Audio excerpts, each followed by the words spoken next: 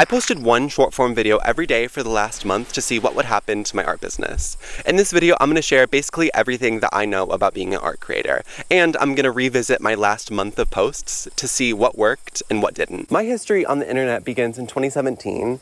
Being an art creator was so much different back then. Basically, I would work on a painting and post one picture of it to Instagram, and that was it for about 5 years while I built up my skill. I hopped on TikTok in 2021, but I didn't even really try at all because I literally didn't know that it was possible for my art to reach any sort of audience over there. And then it happened. I made my 13th ever post to TikTok in November of 2022, and over the next couple days, that video got 2 million views. I went from 70 to 20,000 followers in a week. It was crazy. I disappeared for another month and finished another painting, and then I copied that format that went viral for me, shot for shot, and it went viral again. And that was my relationship with social media for the next 2 years. I'd accidentally found my formula that would reliably go viral, and I put all of my eggs into that basket. I would maybe post once every couple of weeks, and in between posts, I dabbled in relatable artist content, but that never really performed the same other than one-off bangers that I now find cringy. During this time, I was posting the same exact videos onto Instagram Shorts, and it took Instagram a couple extra months to find me, but once they did, my accounts basically grew in tandem. I realized that I should probably be doing the same for YouTube Shorts once that became a thing, so I reposted all of my old content over there,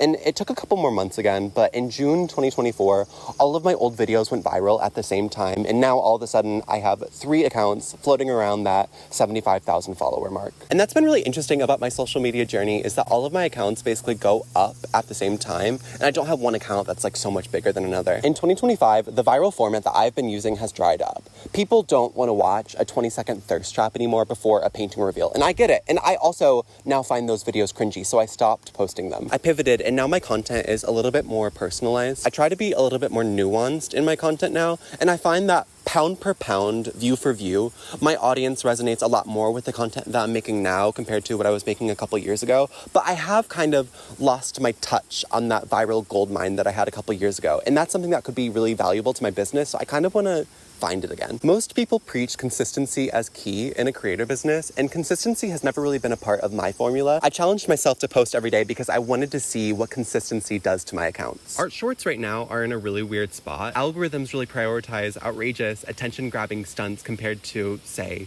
compelling paintings. The type of art that tends to go viral right now, I usually dislike it.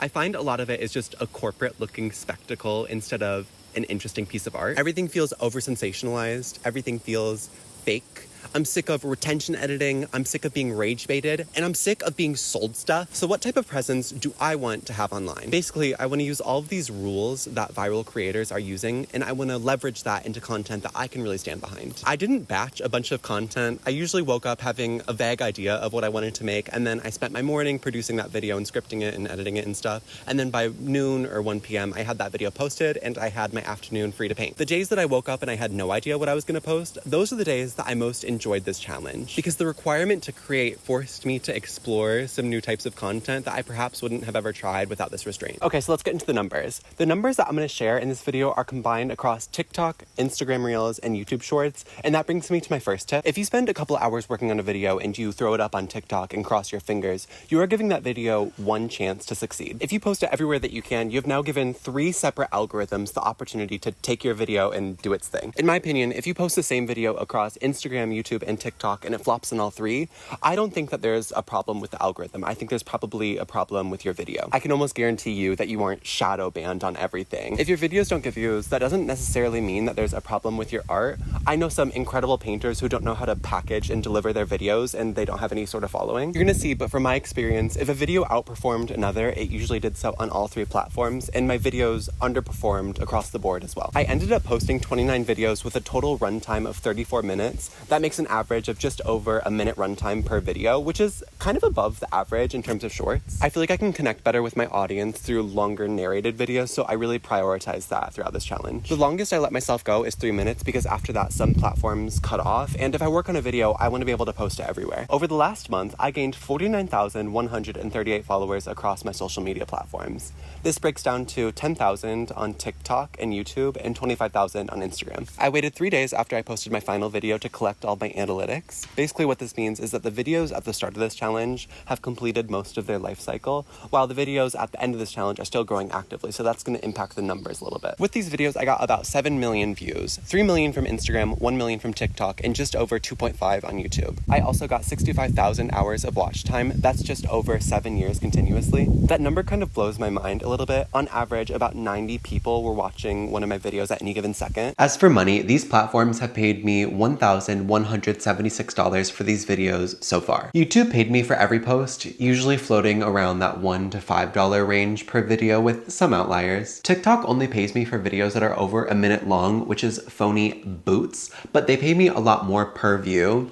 Out of the 1,070,000 views I got on videos above 60 seconds long, I was paid on average about $8 per 10,000 views. And Instagram has not paid me. Their monetization system currently refuses to pay me and a lot of other creators for shorts. This message goes out directly to Instagram. I have kept people on your app for a combined watch time of 2.5 years over this last month.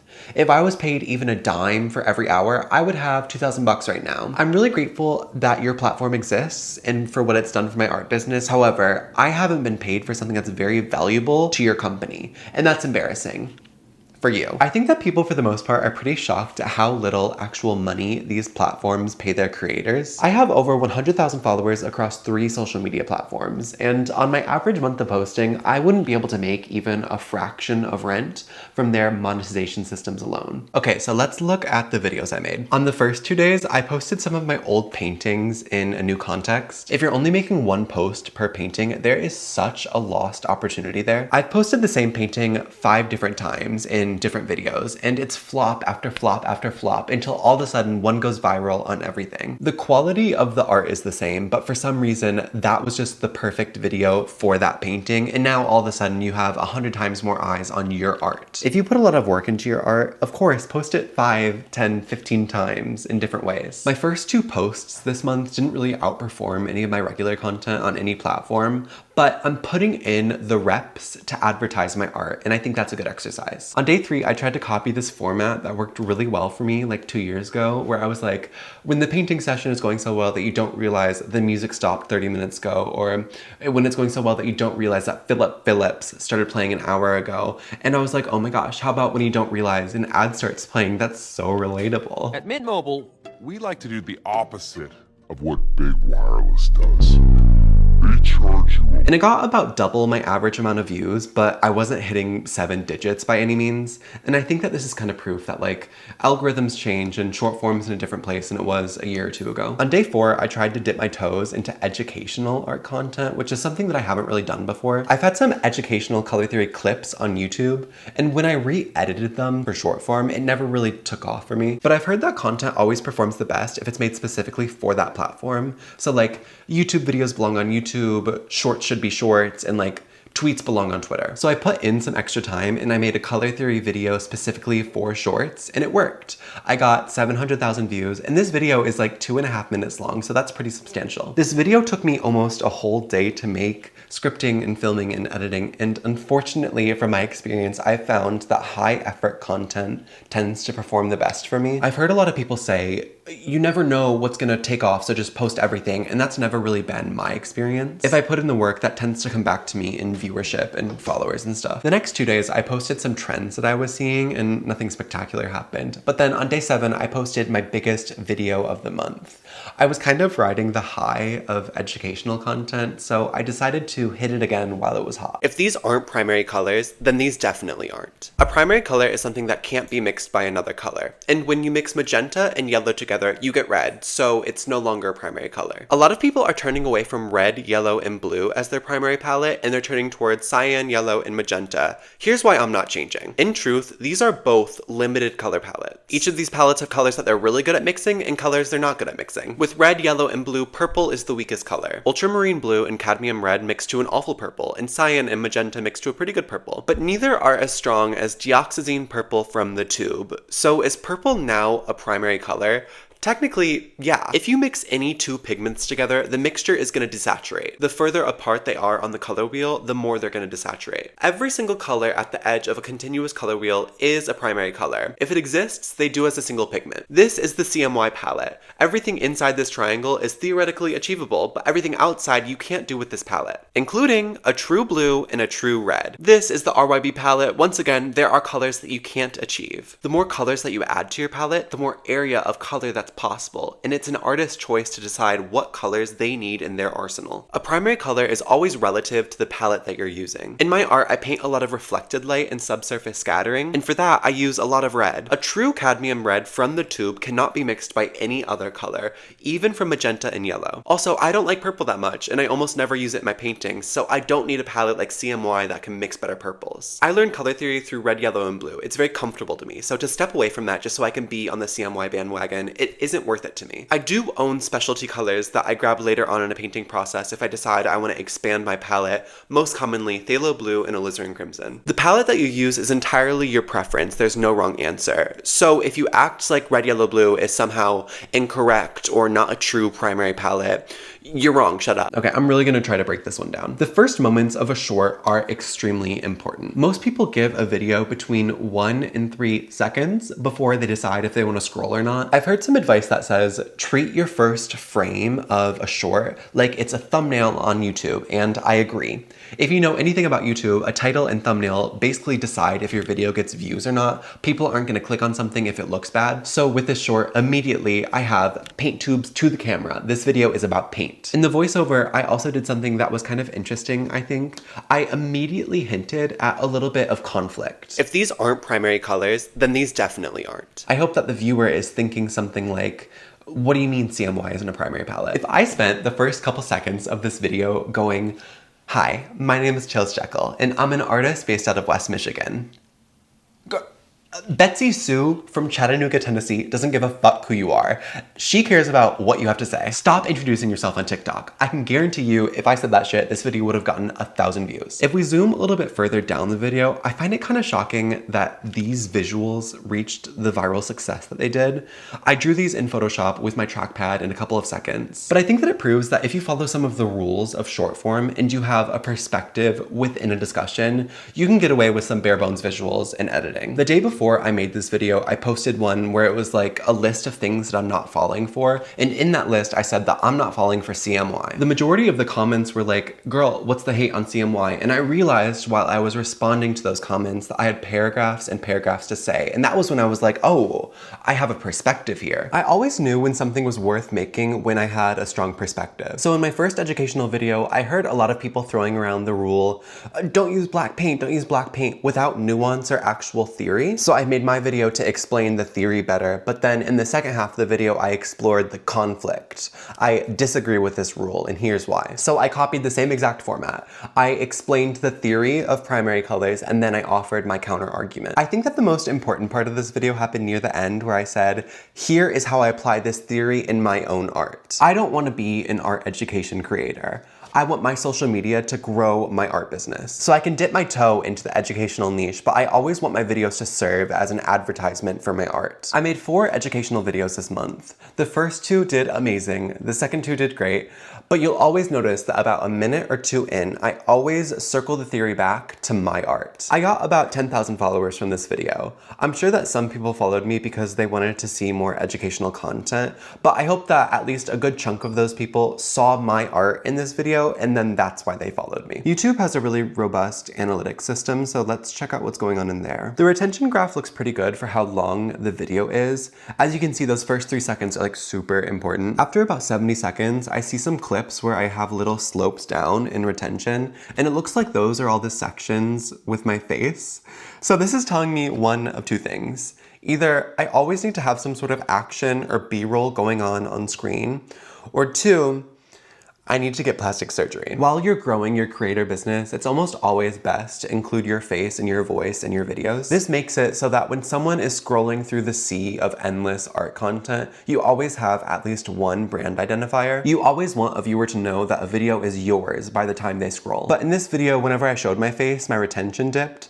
So this makes me think that maybe there's a way to incorporate my face in my videos, but there's still something attention grabbing going on screen. Some people take this as far as to always wear the same outfit when they're recording, and I've thought about this a little bit with my red painting sweatshirt that I've had since I was like 14. I try to throw it on whenever I can, especially in my YouTube thumbnails, but also like I wore it in this video. This video got over 1.6 million views this month, and it performed the best on YouTube, and it's my only video this month to get over 1 million views on one platform. And this video got 50,000 views on Instagram, which is still significant, but post your stuff everywhere. The next day, I posted a very similar video. I thought of a discussion that I had a strong perspective in, and by the end, I circled it back through to my art. Except this time, I didn't have much of a visual component to go along with it, and this was my worst performing video the whole month. So moving forward with shorts, I'm really gonna try to focus in on content that has a strong visual component. If I could have only posted one video for the whole month, I would have posted day 10, I think. I learned how to sew for this painting. Let me show you why. I'm a huge fan of drag, and I thought it would be really interesting if I spent a couple weeks conceptualizing and creating a full drag look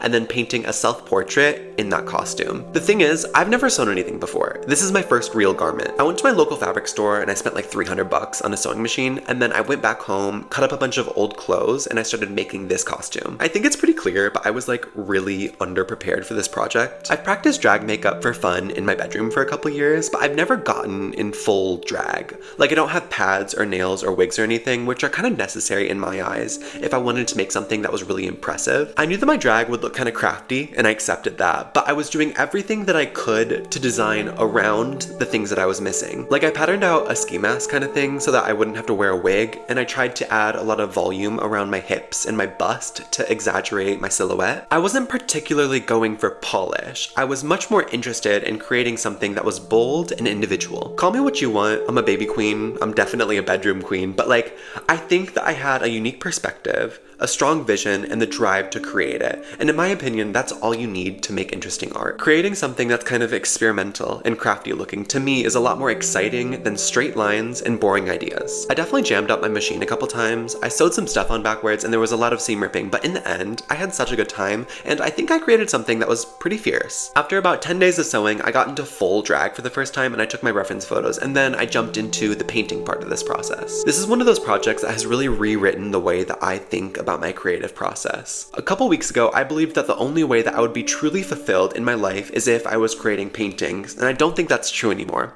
I think that I'm someone who's fulfilled by creating, period. Ever since I was a kid, I've always loved making things with my hands. I was kind of taught how to crochet when I was like 9 or 10 or something, and you couldn't pull me away from my little project, and I worked on it every day until I was done with it. And then I moved on to rainbow loom or jigsaw puzzles or friendship bracelets or drawing. The feeling of making something is euphoric to me. This project helped me realize that discovery is the part of the creative process that I'm most drawn to. And that's when this canvas became my playground, not a paint by number. I started to love painting again. It was the same feeling I had when I first picked up my paintbrush, and it's the same feeling I had a month ago when I was sewing this costume for the first time, and this is the feeling that I'm gonna chase forever. Recently, I found myself sitting in front of a canvas knowing exactly what I need to do, how I'm gonna get there, and about how long it's gonna take, and moments like this make me resent painting. The process of creation means nothing to me if it's a procedure instead of an adventure. Every single time I pick up a paintbrush from here forward, this project has reminded me that what I'm looking for is to discover something new.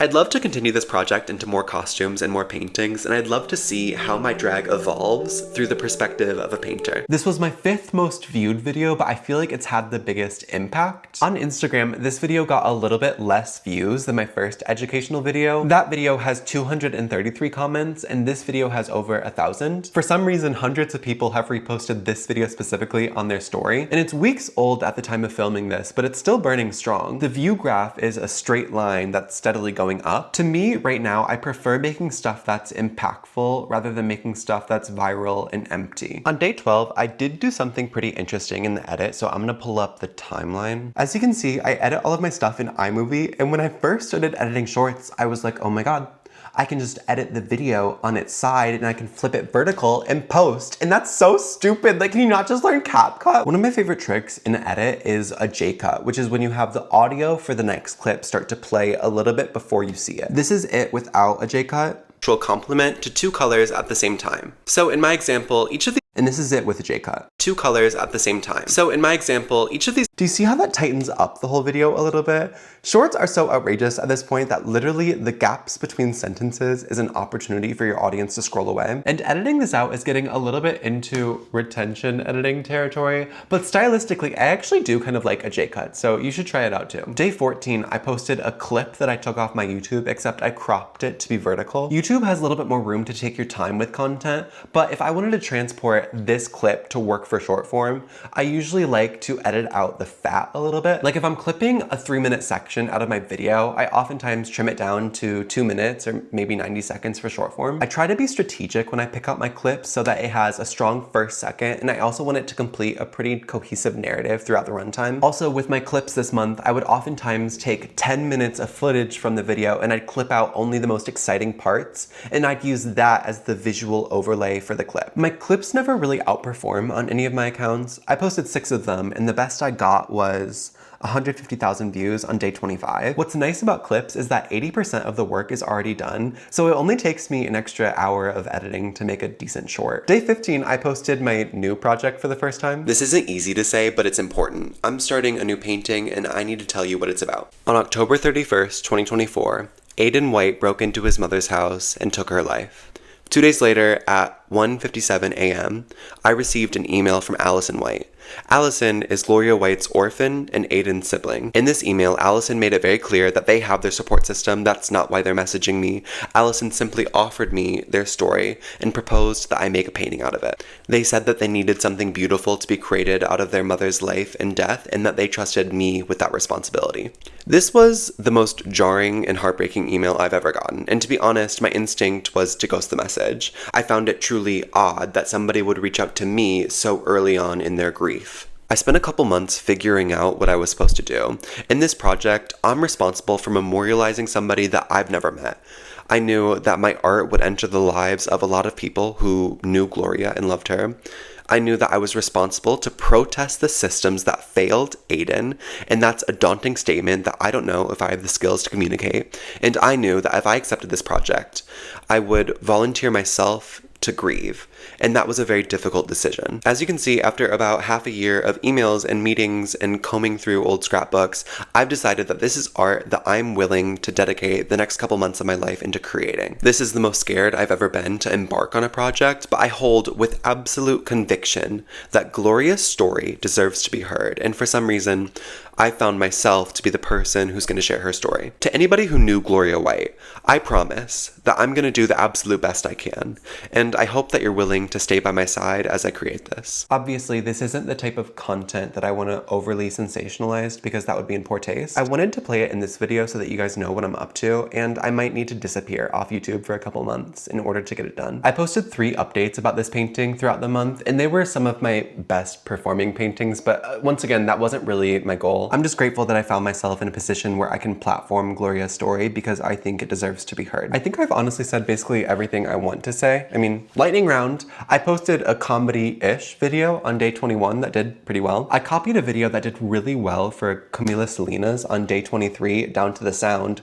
Shout out Camila. It was a my art before and after art school type of video, and I thought I had a pretty decent perspective as a dropout, and it worked pretty good for me. I posted 4 clips in my final week because I couldn't think of any new thought that was worthy of bringing to a short. I want my posts to always have at least a little bit of substance, and in that final week, I was like, yeah, daily posting is not sustainable for me. And on the last day, I unboxed my silver play button. Thanks for 100,000, by the way. That's like really cool and kind of outrageous. As for hashtags, I don't think that they really matter. I always do hashtag art, hashtag artist, hashtag painting as my go-to. I don't know why, it's just habit. With hashtags, I just want to help point the algorithm towards my target audience a little bit better. The algorithm already analyzes the video, like it looks at the transcript and the captions and stuff, but in the case where the algorithm is unclear at what the target audience is, I want the hashtags to make it crystal clear. Like when I made a couple videos this month that were more specifically about drag, I used hashtag drag, hashtag drag queen, so that these algorithms knew to test my video amongst drag audiences. As for trending sounds, it's not necessary and it's never really been a part of my formula. I'm a big fan of music, so I always prefer using sounds that I actually like. I find that this can actually be beneficial in 2 different ways. First off, a trending sound has an expiration date. once the sound dies, these algorithms aren't going to push your video anymore. And also, your content won't blend in as much. Music can be a great way to set apart your brand from the same 5 sounds that are in circulation. This month, I posted a lot of videos that didn't include music at all, and I found that this didn't really impact my viewership. And also, I got to avoid some copyright disputes, so that's another plus. Okay, so was it worth it?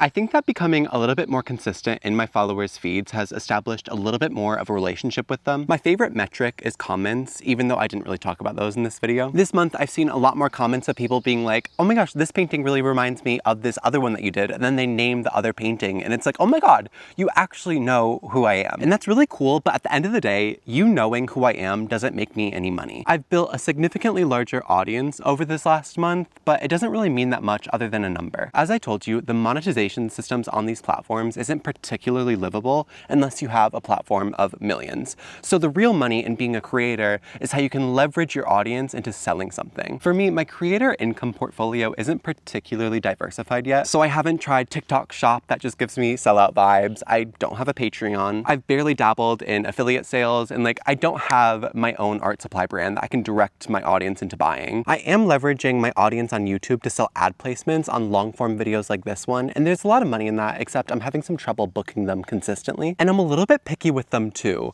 My inbox is overflowing with some of the most bullshit brands imaginable. Like, girl, I'm not gonna advertise your AI startup. Are you out of your mind? The only thing I really have right now is prints, which feels like a great fit for my brand. And it's a product that I feel like I and my audience can really stand behind. Before I started posting consistently, my print sales had mostly dried up. Like the month before I started this challenge, I only sold 1 print, but during this challenge, I sold 17 prints, which was a lovely surprise. Etsy sent me about 1,200 bucks, but you can definitely chop off a couple hundred from that with shipping and manufacturing costs and taxes and stuff. But still, it's such an awesome check for a relatively small amount of work. The following that I'm building right now does have the potential of becoming a lot more money in the future. For example, I've been offered the opportunity of creating an online painting course and selling it behind a paywall to my audience. I know some adjacent creators to me with a similar following, and they've walked away with healthy 5-figure payouts from a couple months of work. So if it ever came to the point where I was trying to sell something like that, I built an extra following of 50,000 this month, and that could be very valuable if I can successfully direct them to outside streams of income. My mindset right now is that I'm an art business first and a creator business second, and I don't want to sell out in either category. All of the business decisions that I make, I don't want to ever sell you guys shit, and I hope that you can see me making those decisions. Moving forward, I'm probably going to post a little bit more, but I do want to have a little bit more time to spend on the painting part of my job, so I probably won't ever return to the daily grind. I'm probably going to continue making those weekly-ish 2 to 3 minute update videos on my current painting project. I really like those videos and they perform pretty well on my accounts, and I'm also probably going to ride the high of educational content a little bit more often. But I also want to have one of those accounts where you scroll through and it's a really tight brand,